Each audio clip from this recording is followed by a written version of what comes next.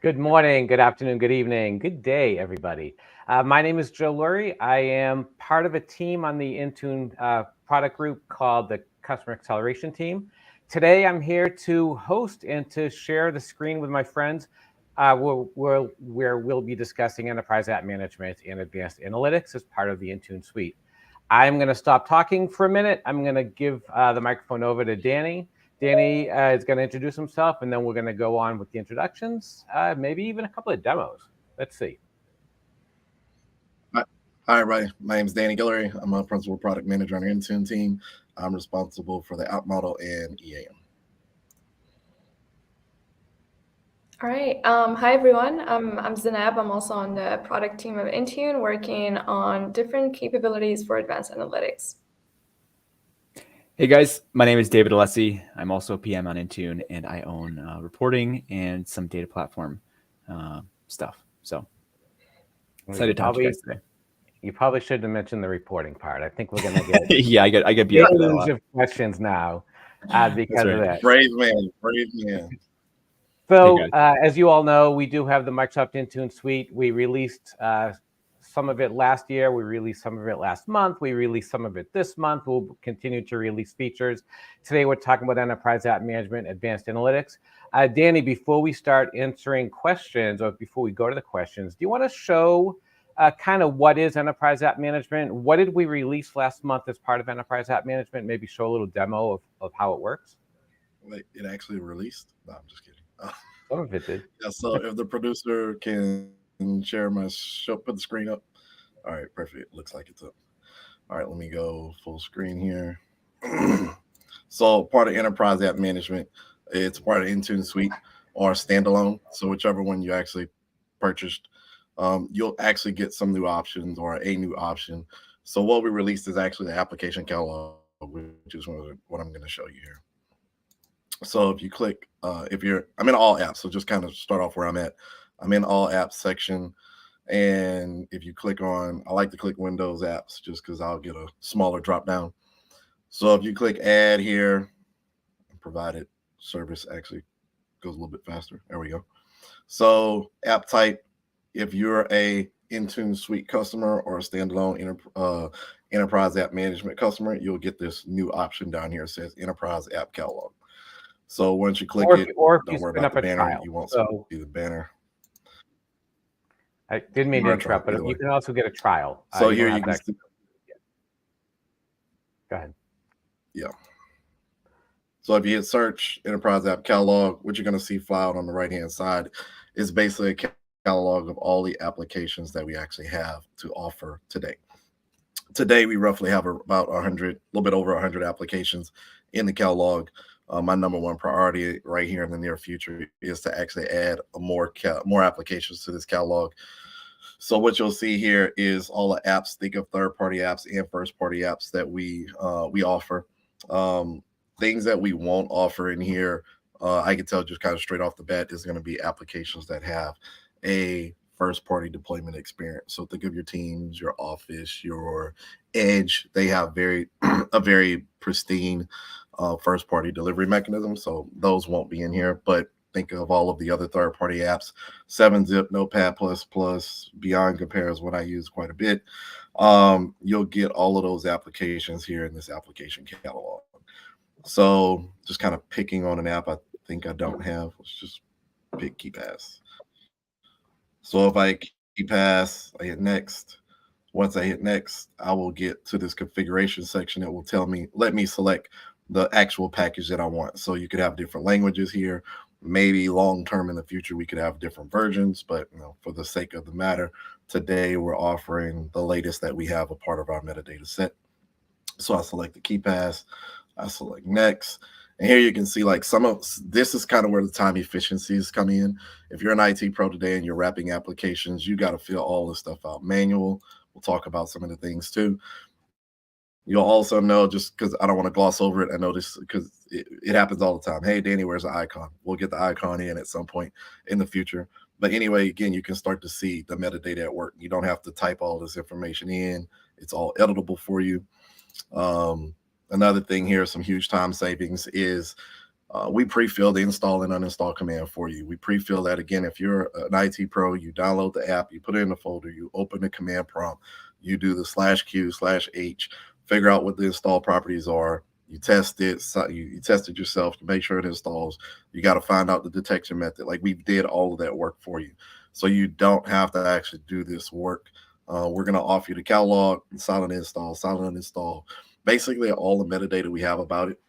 We will offer you as customers to actually consume and acquire, aka provision packages in your tenant super fast, instead of having to go do all that work of downloading, figuring out the properties and stuff like that.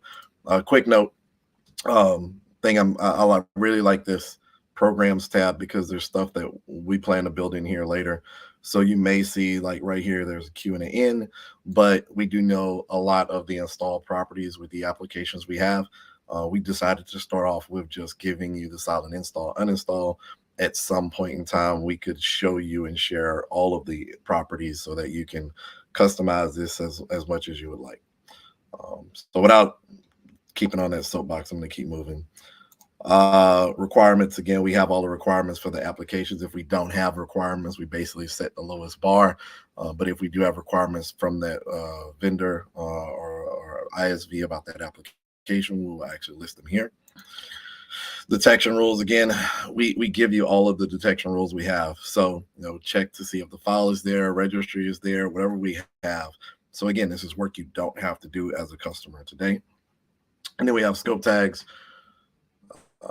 Same process we have today. Apologies for it's being a little slow, or it's my internet, one or the other. But scope tags, review, create, bada boom, bada bing, app shows up in your tenant, and you can deploy the application right there. So as you can see, it finally caught up. I'm clicking add app. App will get added to my tenant, and I can start going to deploy that app. Typically what I would do if I was an IT pro, again, I'd probably take this and deploy it to a small group, put my device in a group, make sure that it actually installs, detection method works, I get a success message on the service, and then start planning out what that rollout will be. But again, simple. You don't have to go do all of it, download, install, figure out all the properties and things that you would normally do. So huge time savings as far as what you're doing today compared to what we can give you. All right, questions or Joe? Question. Yeah, and what I love about this is what we're giving you is an easy way to deploy a Win32 app. So it has all those properties of the restart grace period. It has delivery optimization, Windows Autopilot deployment, right? It's a Win32 app under the hood that we're giving you. So I do love that. Zainab, I know you also have a demo, but before we do your demo, there's a very relevant question from Richard for Danny. And Richard asks, I would like to easily be able to find user-friendly ways to deploy non-store or legacy apps and devices via Intune. I'm going to stop there for a second. Richard, I have to say this. If you've seen me here before, I'm a stickler for this. Intune, capital I, lowercase n, lowercase t-u-n-e. It's cap I, lower everything else, one word, singular, Intune. All right. I would like to find user-friendly way to deploy non-store legacy apps via Intune. Things like 7-zip, Notepad++ that don't require tons of PowerShell and advanced registry hacking or rewrapping. Those types of apps line up with internally developed or internal use apps that a lot of businesses have and are important to their operation, IME. So, Danny, this is exactly what we're talking about with the app catalog, right? Yeah, exactly what we're talking about with the app catalog. And as you mentioned, I hope that this is the beginning of the end of customers having to wrap applications. There's other things I'm working on. I may plant seeds for later, but I hope that EAM is the foundation and the start of not having to wrap applications again. EAM should be more of a concierge service for your app management lifecycle.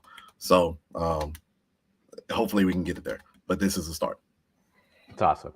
So now talk to us about advanced analytics and show us, you have a great demo on some of the pieces. Advanced analytics is actually pretty big. So you have a demo on some of the pieces. Let's take a look at that, and then you can talk about that as well.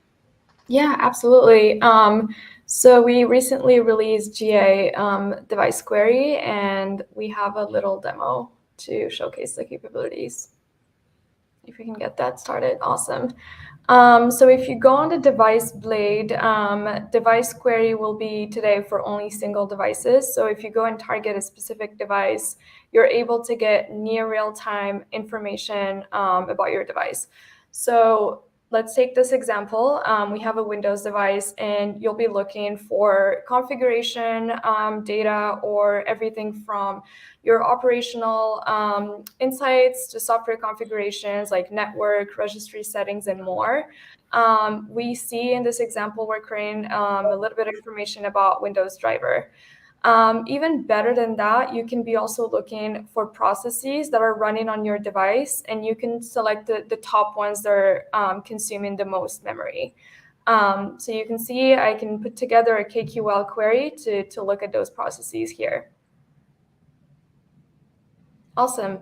Another thing that we will be looking for is also leveraging device query as the basis of your troubleshooting needs.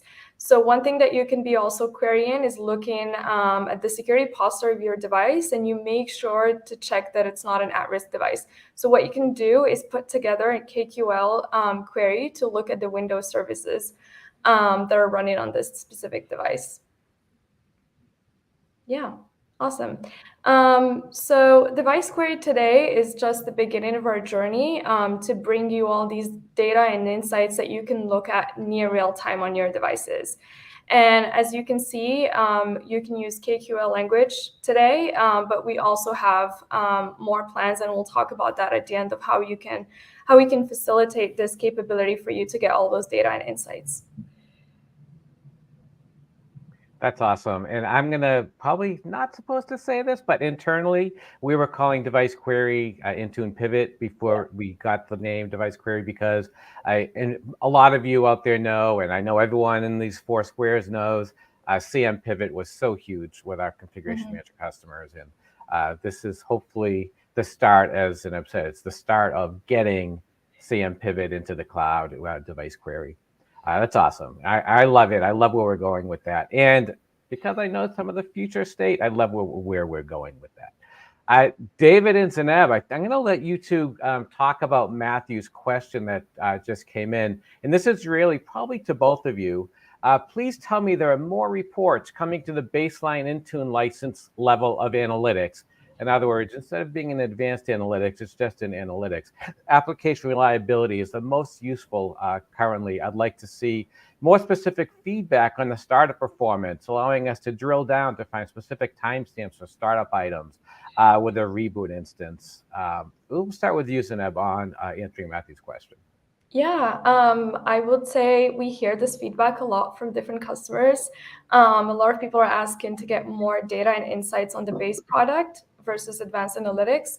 So what I will say is we have started on collaborating our efforts on the data platform team and endpoint analytics to bring you even more reporting data and insights for you.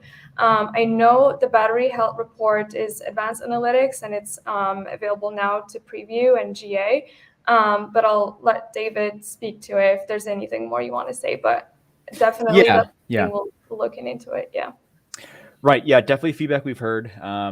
There's a lot more data that we need to collect, and a lot of things that customers have been asking for. The sort of single device query experience that we just showed the demo of is just the first step in a long journey. All the infrastructure that's being used for that is also going to be used for things to, put more types of data in front of you guys in different ways.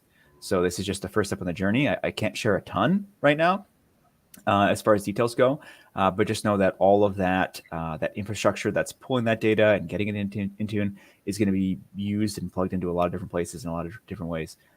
So we're excited to kind of, get you guys more data in the ways that you want and the places you want.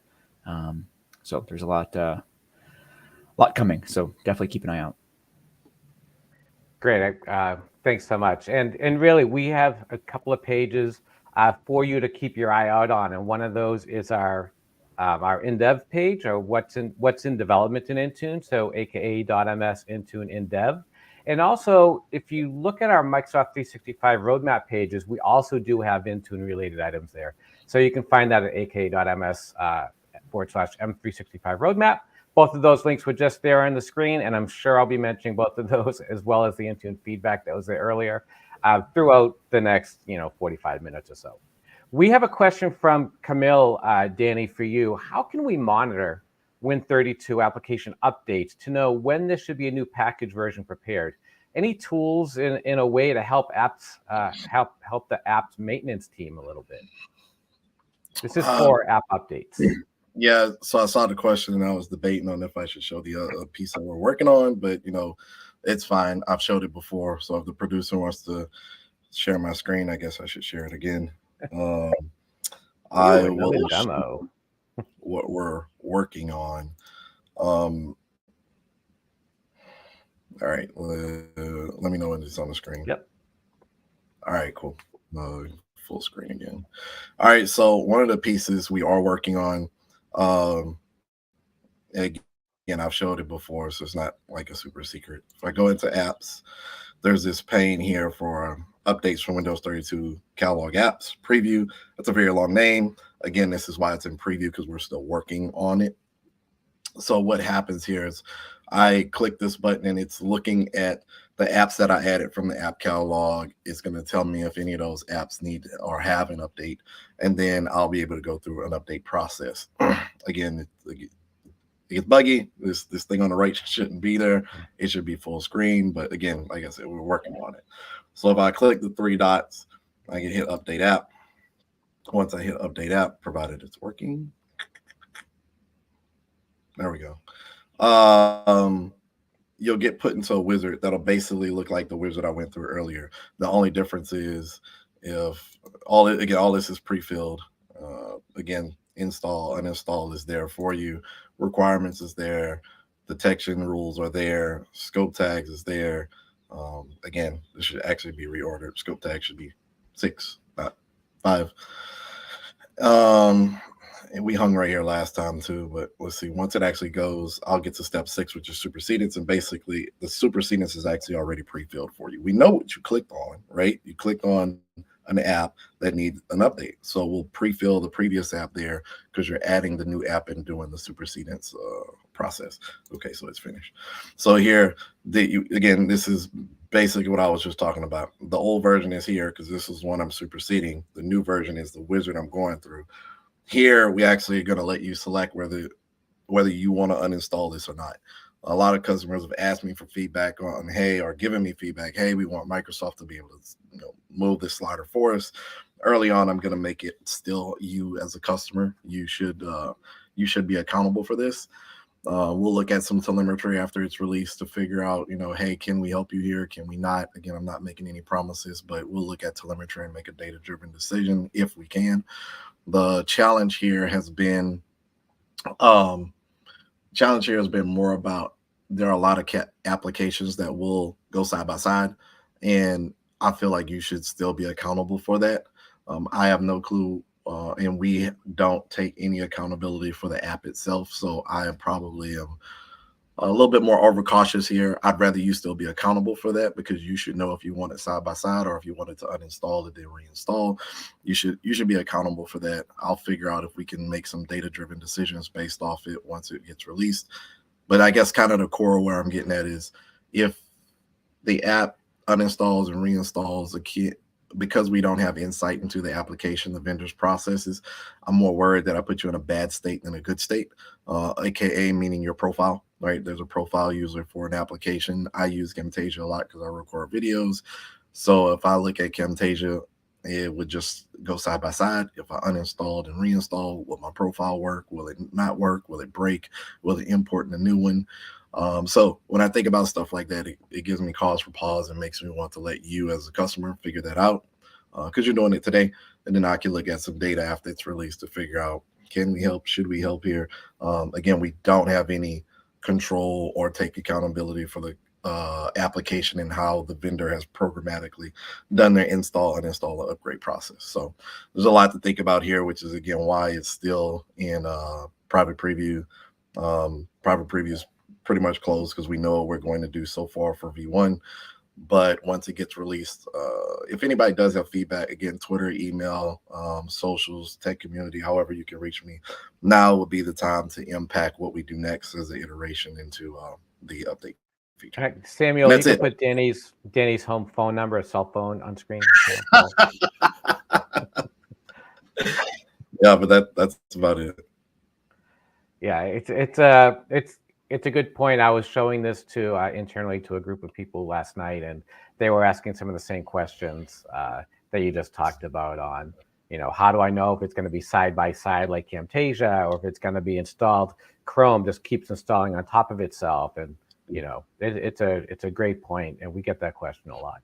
We have another question, kind of the opposite of that, actually, that Vaishnav, and I hope I pronounced your name correctly, is asking, once we deploy an app via the Enterprise App Catalog method, and we want to downgrade a version of a particular app, do we have that option available in Intune as well to downgrade an application?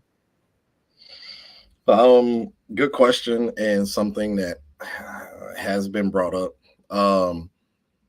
I don't know if we're going to get into that. So my answer to your question is it's on the radar, but no real thought or execution, no real energy into it.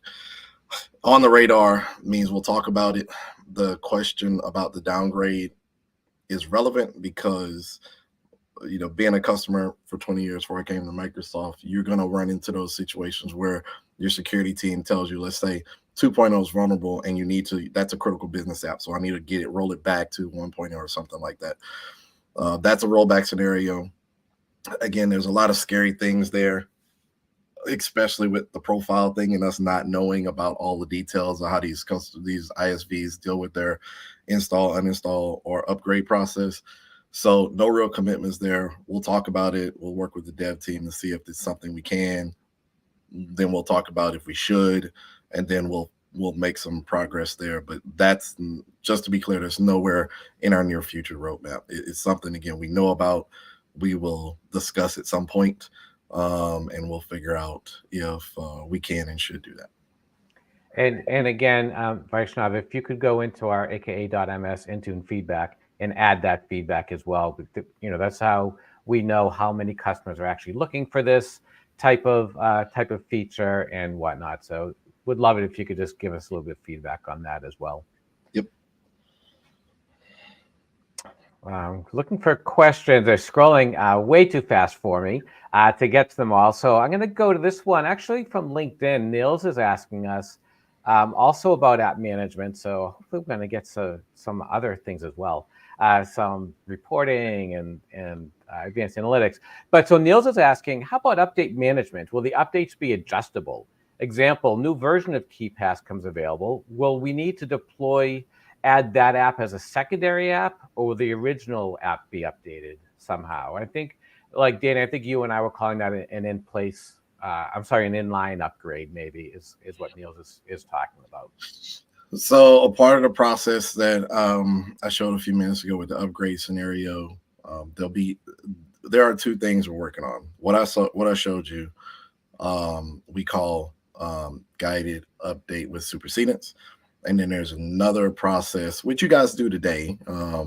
It's just not as good, inline update. So today you can select that 7-zip, you can edit and wrap a new package and upload it. We call it inline update. We're looking to make that experience better. We've not tapped that well yet. We know that it's there. We just haven't really, we've been focused on the guided Supersedence piece I just showed you. So at some point we will get to the inline update piece. But your question really makes me think about something else. Like today, if you had to do the update, like you went in the catalog and you found out 2.0 was available, yes, just package it up just like a new app. And then you would be able to edit and maybe go through the Supersedence piece. And then you would have your 2.0. I'm trying not to overanalyze the question, but yes, you can have a 2.0 of an app show up, add it as a new app, deploy it. You could do the Supersedence piece. You could do many different things. We chose to align with the Win32 model, Win32 app model, from the fact that we wanted to be able to give you all the controls that you can do.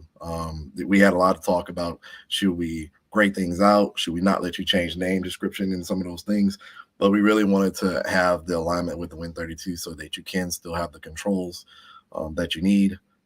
And yeah, that was it. I'm always in favor of giving customers choice. So if I give you choice, then you can make decisions, and then we can make probably analytical decisions or other things later in the future, or suggestions for you later, things you may not need to change or things you may want to change as you upgrade and supersede or even do rollouts.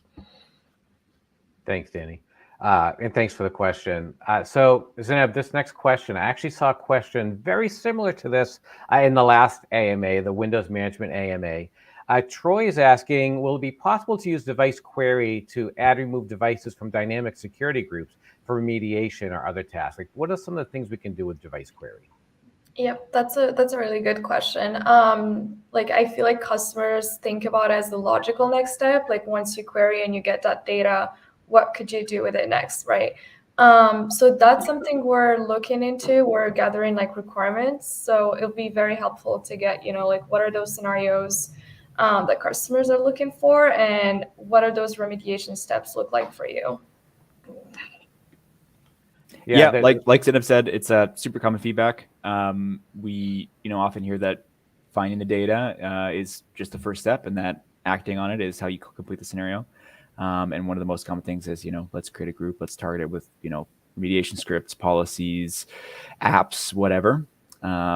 And even now in the context of device query, we see this feedback. So it's something we're definitely talking about.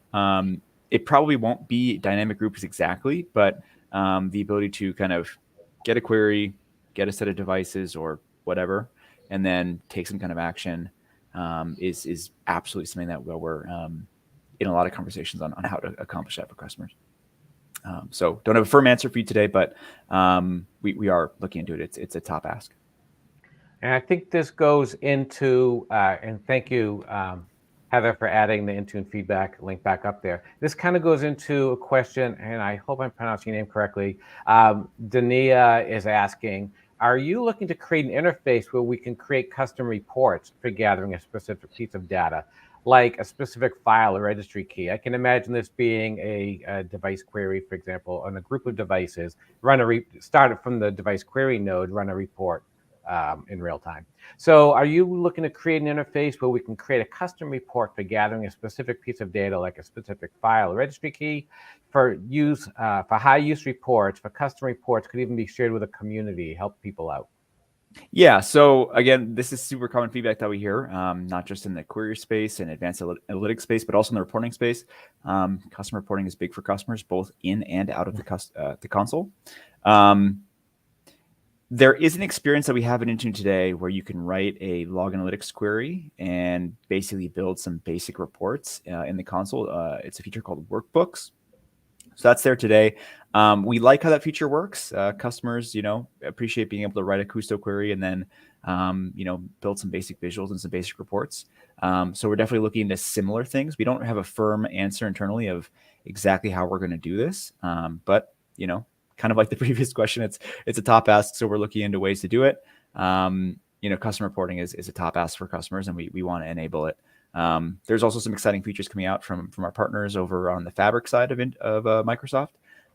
So we're looking for some integrations there of, can we integrate with Power BI and some of the different Fabric components to see, how can we intermingle Intune data with other sources and help you guys build custom reports, whether it be in Power BI or other places. So we're looking at lots of options of how to accomplish this. It's a top priority for us. Thanks, David. Zainab, do you have anything you want to add to that? I think David covered it well. Yeah. All right, great. We have another question for you, Danny. This one's on Supersedence. The question is related to how Supersedence will work in Intune versus how it works in Configuration Manager. Does Supersedence in Intune make the app mandatory as it does in Configuration Manager? And then it's I hope it doesn't. I hope not. Danny, you're muted right now. Good. All right. So yeah, I got to go double check on that. I don't have a solid answer for that one. Thinking it through though, I don't think so. So when you add an app, you still have to assign the app, right? So I can add the app without assigning it. Nothing happens. My devices don't know anything. I still have to then go assign the app. That's where I got to go double check, maybe do some testing or just ask the devs, one or the other. But we actually have a piece that my teammate was working on, available app Supersedence, if I'm saying that right. So yeah, I got to go ask just to give a firm answer. So Joe, make sure I follow up on that one. I will. Thanks. But I'm going to let you keep talking to answer this next question about the uninstall command and supersedence. So before I ask the question, if I say in the supersedence tab, yes, I want to uninstall the application, it's using the uninstall command of the original application. Yes. So the question here is, if we change the uninstall command Win32 app after deployment, which uninstall command is being used with the later supersedence, the original one or the modified one? So I have the new app, and I supersedence, I say uninstall, but I've changed the uninstall command in that app, in the newer one.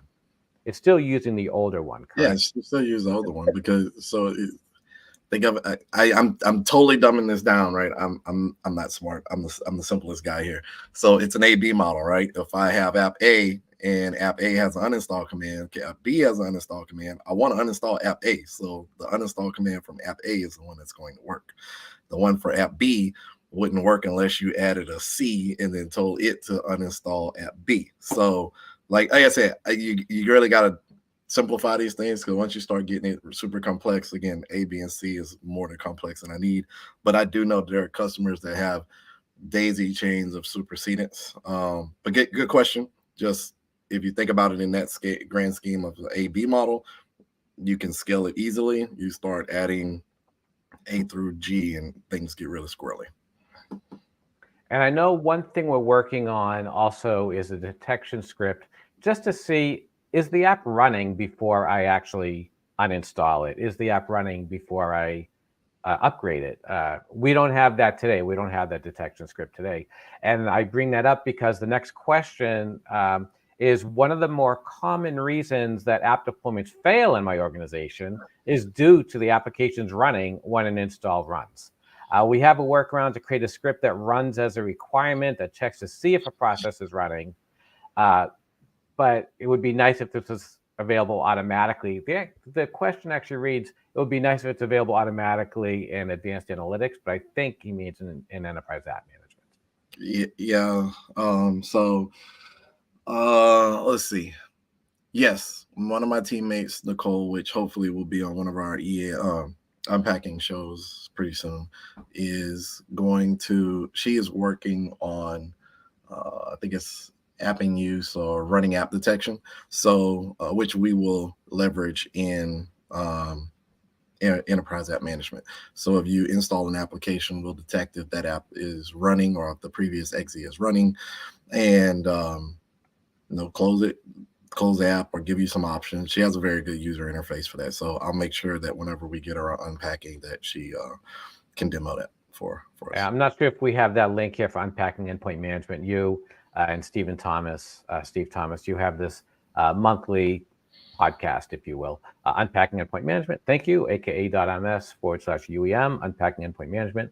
Again, Nicole hopefully will be a guest on there soon, but there's a great library of recordings already. We had a little bit more information that the question leads into.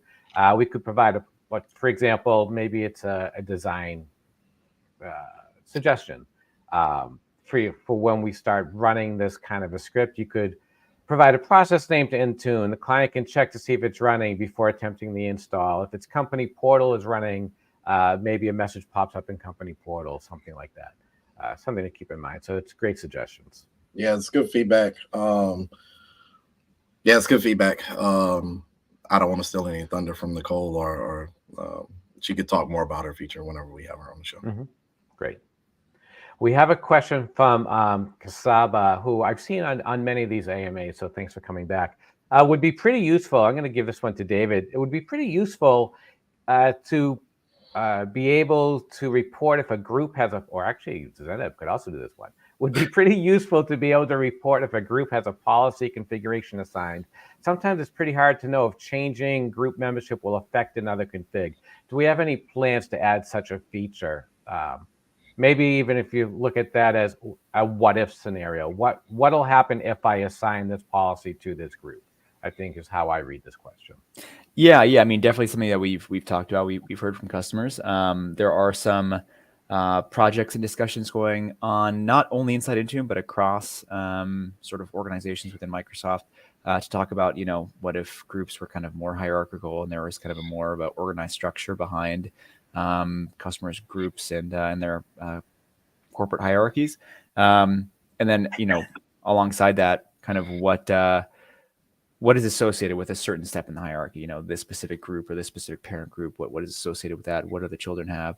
That sort of thing. So we've definitely looked at providing kind of reporting and filtering and slicing kind of on this more hierarchical level. But again, these are all just discussions right now. There's nothing really firm. It's definitely a need. It's super confusing right now, especially if you have a really big organization to understand, okay, I need to do an action with this group, or I need to move a user around, but what's that going to do to their devices, and are they going to get different policies and all that sort of thing. So definitely a headache today.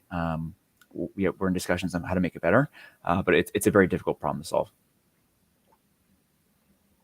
Yeah, thanks, David. We have a question here. I'm not sure we have the right team here. We might have in the Windows management one right before this one. But this question comes from LinkedIn. Is there a more efficient way to expose anomalies, such as Windows feature updates? For example, Windows devices that are supposed to be migrated, we'll just say to Windows 11, but haven't, and reasons why. So, Zineb, maybe we can look at looking through advanced analytics. Why didn't this device actually upgrade? I'm going to finish the question, though.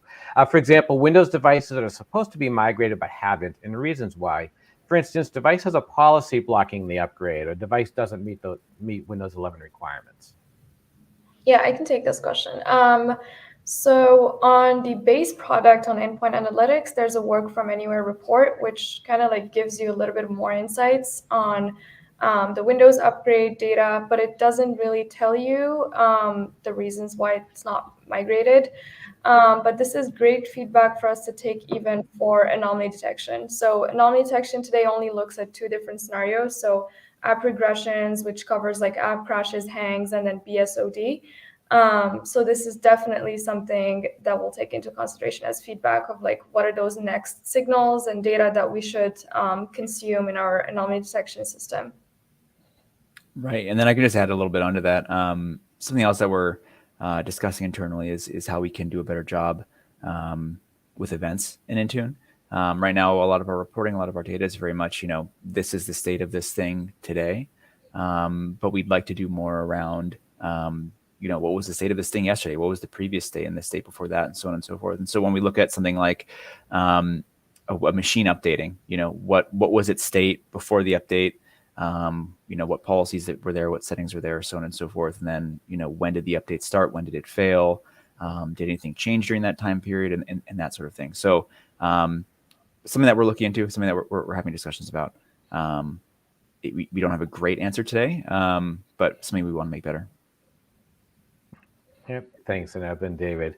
We got a question from Saliso on LinkedIn, and I'm going to preface this by saying we're all engineers. We want to use the product because we build the products. We're not licensing experts by any means. So the question, and I preface the question because of how we're going to have to answer this. As an Intune administrator, I have an Intune EAM license, Enterprise App Management license, or this could be Intune Suite, or it could be Advanced Analytics. But I have an Intune Enterprise App Management license. Do I need to license all of my users with Intune enrolled devices? So because they mentioned EAM, Danny, I'm going to let you take this one. And yeah, I would work with you. Take it. I'd work with your account team. I mean, it should be a general answer from us. We're, again, as Joe said, we're all engineers. We basically build it. We don't deal with the pricing or how it scales out. So I'd work with your account team and get a more authoritative answer for them. Yeah, all the licensing questions that are coming in, and they're common. We get them. We all talk to our customers, and they all ask us licensing questions. And even face to face with our customers, we're like, you need to ask your account team. Yep. They're the best people that can answer those questions. Yeah, we know it sounds cliche, but it really is the right people for us to send you to. We don't deal with the pricing and licensing. We have a question from Bobby on Tech Community, Danny, and this is perfect for you since you were ConfigMan for so long before moving over to Intune. ConfigMan versus Intune app deployment. Any plans to have deploy at Logon available for app deployment? Question that has been asked, we have not answered. I think the right thing to say is, I don't know at this point. There's a lot of things that we are working on. And if I told you all the things we're working on, I guarantee you we would say, yeah, go work on those things and don't worry about the login piece. So yeah, I don't know. I can elaborate on that for the next hour, but yeah, I'm not going to waste that time. But I don't have a solid answer for you. Again, we know about it. Just have other higher priority things we would go after. It is a common ask, and thank you for putting the link back up, aka.ms Intune feedback. And I do want to mention, we talk about this site a lot, Intune feedback. We mention that a lot. We do pay attention to the Intune feedback site. It's feedback that does make it back to the appropriate product group within Intune. So yeah, I get emails about that thing every week if I ask for it, or definitely every month. So again, I know what it sounds like hearing it, because I was hearing it before too. When I was like, I want this feature, it's like, go fill this link out. Like, that's nothing. It's a dark hole. It's really not a dark hole. We all get emails about it, whether it's us directly or our managers, that we get asked questions about those things on that list. So don't think it's a black hole. We're brushing it off. It is something that we track and monitor. Yep, for sure.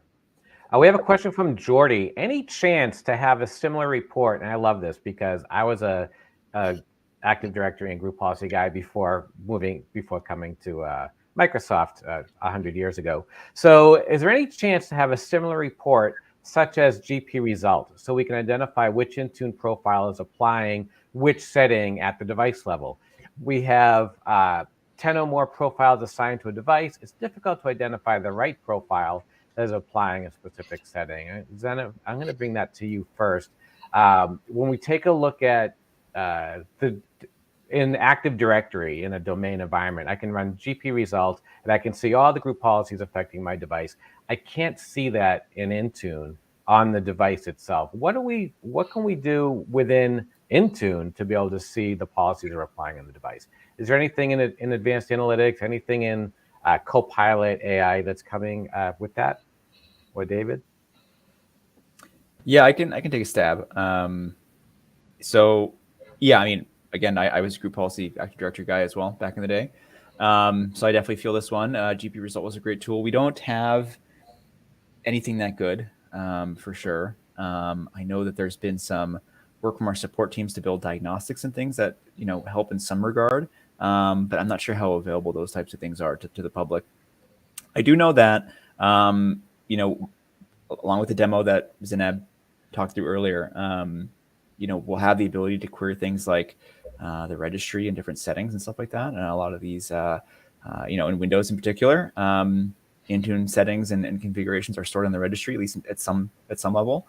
And so I could see us getting a point where maybe even if it's not, a command you run on the device like a GPResult, you could at least have Intune, send that query to a device to run and get a result. We'll probably need to think about that internally of, maybe we build and kind of publish that query somewhere so you guys don't have to mess around with all the registry locations. But I could definitely see that type of thing being possible with the new query engine that we're building, because you'll have access to things like the registry and event logs and files and all sorts of things. So anywhere a setting might end up, we could probably query for it. And then you could, like Zena mentioned, kind of write that query, send it to a device live, and get that data back live as well. So it's not quite the same, but hopefully we can get you pretty close. And it is pretty common. We've heard that feedback before. I know I've been on these AMAs. I had Dano, Mike Donosky was with me, and we talked about the same thing. It's common feedback, again, aka.ms Intune feedback, to keep it coming. Like, just keep telling us what's important to you so we can prioritize how we build the product. So we have a question, Zeneb, from David on Tech Community. I keep saying on Tech Community on LinkedIn, we have some of you are watching this on LinkedIn, some on Tech Community, some on X, some on YouTube. So, so this question happens to come from Tech Community. Any plans to make remediations built into Company Portal? If Company Portal ever gets removed, it never reinstalls automatically. If a device has no other apps, it should always have Company Portal to be able to manage the other app profiles. Any plans to make remediation built into Company Portal app deployments? That actually might be for Danny more for. I was looking at remediation first and started thinking of that, but it might be more for Danny. Maybe having Company Portal be able to automatically reinstall, something like that. So it's a good question. I mean, look, I'll give you my 2 cents. I would be fighting for Company Portal to be a required app once you get the device enrolled in the Intune, right? Like, I feel like I've mentioned that before to various people, but once the device is enrolled, Company Portal should just like pop up. Whether it's hidden on the OS and then activated once you enroll into device management, or it's a required app. Company Portal, from an commercial perspective or consumer enterprise perspective, is probably one of your more popular apps that I shouldn't have to go spend time on if the device is managed corporate device. Like, it should just be there because my end users will always have some, let's quote unquote, shopping experience, whether an app is available or something is available. There should be a experience where they can get said app. But I do know there are a lot of customers that put all our apps as required. I mean, still, if it's a managed device, Company Portal should be mandatory. It's my opinion. Yeah, we've talked about that, and you and I, not we as a product group, but you and I have talked about that. I agree. Company Portal should just be, you enroll a device, Company Portal automatically comes down. Yep. I think it does that on mobile, but on Windows it should as well. So we have a question from Patrick. Will the Enterprise App Management update the apps on all devices? And I think you started to mention this a little bit earlier. So, when I do the guided scenario with Supersedence, will the Enterprise App Management update, will it update the apps on all devices, or do you still need to create a requirement rule to look for old versions and apply to all devices? How are we assigning that updated application? I think is more what Patrick is asking. You can do the assignment as much or as less as you want. I would, if I was back corporate again, I would say, yes, thanks Microsoft for giving me the app, but I should control my own rollout. So my assignment is still on me. So you still, I mean, it's no different than what we have today with our own Supersedence. With Supersedence, that's NGA. Again, we leverage technology we already had, and we'll make more decisions later on automation and efficiencies. But today, in the near future, it probably, I don't have any plans on disconnecting or bringing any automation or intelligence to it, because those need to be data-driven decisions, and I don't have enough data to make those type of decisions yet. So your decision as far as if your application is going to update or needs to be required is still on you. You go through the Supersedence, you make an assignment, or you don't. If you don't make assignments, your devices won't see the Supersedence relationship. If you make an assignment, they'll see that relationship, and then they will follow whatever you put in that assignment, required, available. Like, you still have choice into that. And that is a subset of data I tell you that I don't want to look at after the feature is out for X amount of time. I don't know what X is, but after the feature is out for X amount of time, again, thinking about the Enterprise App Management going on to be a concierge service for your app management lifecycle or app lifecycle management, then I should look at all of that telemetry and figure out where I can offer efficiencies and suggestions, whether that be connecting it with AI data or analytical data. All of that should be explored if Enterprise App Management is going to end up being that concierge type service. Yep, thanks. And question for Zeneb and David, do you plan to add more reporting features on disk encryption? Which method is being used? Which method of encryption is being used? Maybe the strength of the encryption. The reports, maybe the two basic encryptions on or off. Are we plan on adding any more reporting features on disk encryption? So I wouldn't say reporting necessarily. Maybe it won't be a report per se, But like I mentioned before, with the sort of infrastructure that we've built around device query, a lot of stuff is going to come online. You're going to see a lot more data, and you're in a lot more places. And so with device query, you could query and get a lot more information about, the BitLocker state of a device or whatever.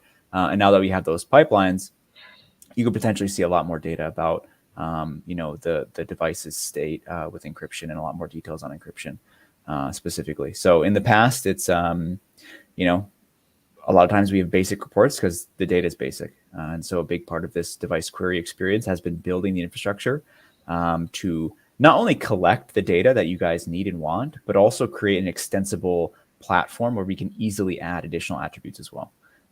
So even if we miss a particular attribute about encryption that you really need, it's something that we can add in, a series of weeks or maybe months instead of a year. The existing data that we use for reporting, a lot of those pipelines are really difficult to change and take a long time. So it's difficult to add attributes, and that won't be a problem in the new platform. Great, thanks. Zanab, a question came in, and I love this question because anytime I can get like a cookbook of how to do stuff or a cookbook of scripts, I'm all in. I don't want to have to reinvent the wheel. So this question, do you have any intention to publish some of the most used or most recommended or best practice KQL queries from Advanced Analytics to help people start using it easily? Yeah, that's a really good question. So we do have some documentation that you can get started with to learn a little bit more about what are those entities that we support today, and how you can use KQL, what is the data platform schema. So I think we have a link that just got posted there. But there's also very exciting news about device query. There's a Copilot device query integration private preview coming up. So you'll be able to just use natural language and then put it in Copilot, and then Copilot will put together a KQL query for you, and then you can just click a button and then run it. So that's something coming up, and if you want to private preview it, please get in touch with us or the Copilot team. So yeah, JF, it's a great question. And that the natural language stuff that we're adding in there, so you don't actually have to know the KQL. I love that. Like, I love all the natural language things we're doing within Intune and within Microsoft 365 as a whole.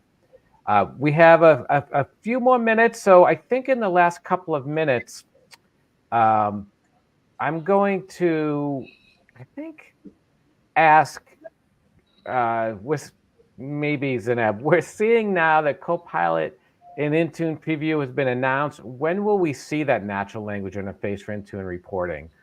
Something like show me all devices that are not compliant, or show me all devices that do not have Secure Boot and BitLocker enabled. Show me all devices with this application. When will we start seeing that? And I think that's the last question we'll do. We'll answer that, and we'll do a quick round robin after that.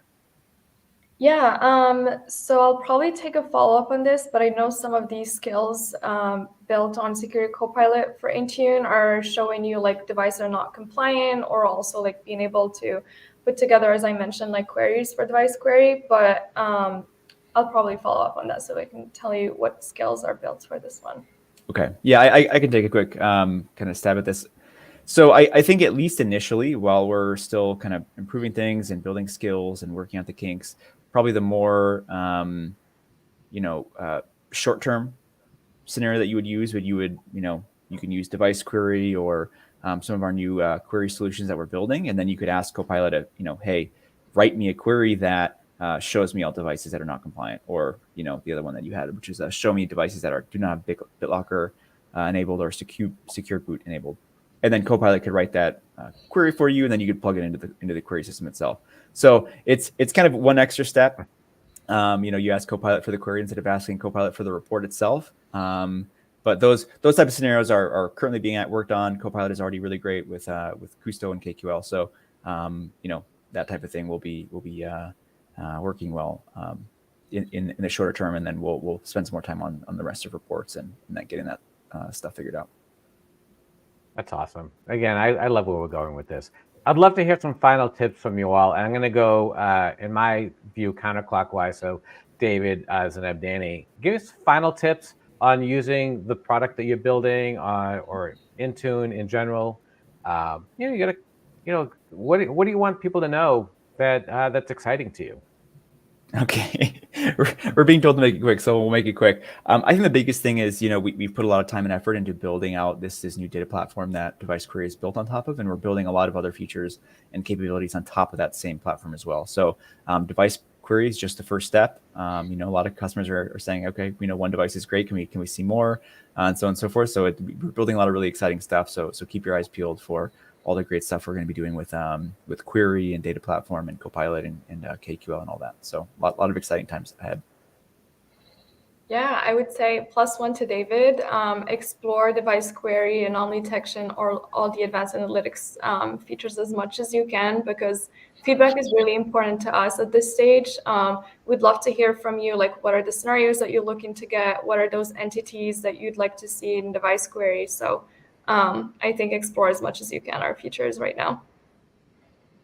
+1, explore all the features, whether it be analytics or enterprise app management. We're building things to help you as a customer.